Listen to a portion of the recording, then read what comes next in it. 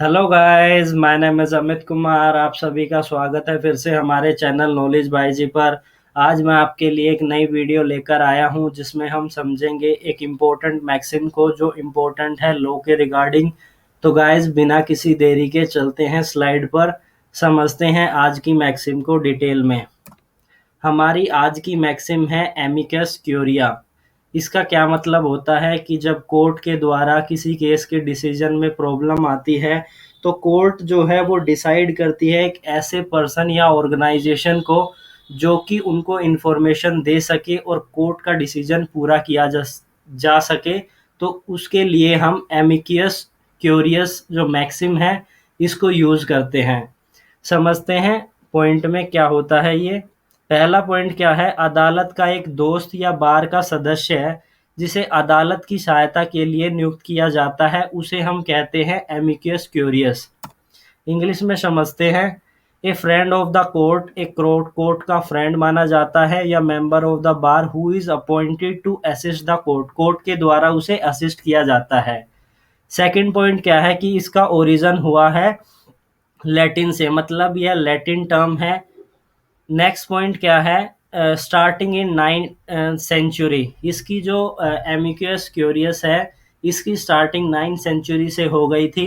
It was incorporated into the English law, सबसे पहले इसे इंग्लिश लॉ के अंदर हमने शामिल किया था। And it was later extended to most common law system, बाद में यह बढ़कर जितने भी लॉ सिस्टम है, कॉमन लॉ सिस्टम है, उन सभी में इसको शामिल किया जाना लगा। नेक्स्ट पॉइंट क्या है, एमिकस क्यूरियस अदालत का एक दोस्त है जिसमें एक व्यक्ति या एक संगठन शामिल होता है जो कार्रवाई के लिए एक पार्टी नहीं है, लेकिन अदालत द्वारा कानूनी दलील निर्धारित करने या कानून और सिफारिशों के सवालों के बारे में जानकारी प्रस्तुत करने की अनुमति होती है। समझते हैं। Amicus curious is a friend of the court. Amicus curious एक फ्रेंड होता है कोर्ट का, विच इन्वॉल्विंग एदर ए पर्सन और ऑर्गेनाइजेशन, जो इन्वॉल्व करता है या तो किसी पर्सन को या किसी ऑर्गेनाइजेशन को। Who which is not a party to the proceeding, जो उस केस की प्रोसीडिंग की पार्टी नहीं होती, कोर्ट बाहर से डिसाइड करती है किसी पर्सन या ऑर्गेनाइजेशन को। But it is permitted by the court to set out legal argument, legal argument के लिए कोर्ट के द्वारा परमिशन दी जाती है, या to furnishing information regarding the question of law, मतलब लॉ के रिगार्डिंग जो भी क्वेश्चन है उसकी इंफॉर्मेशन के लिए उस पर्सन या ऑर्गेनाइजेशन को कोर्ट के द्वारा परमिशन दी जाती है। And recommended in a given case, उस केस के अंदर। अब एक एग्जाम्पल समझते हैं इस मैक्सिम से रिलेटेड।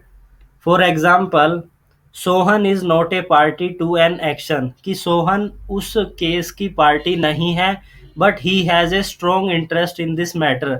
बट वो जो सोहन है उसके पास कुछ ऐसी इंफॉर्मेशन है जो इस केस को बदल सकती है।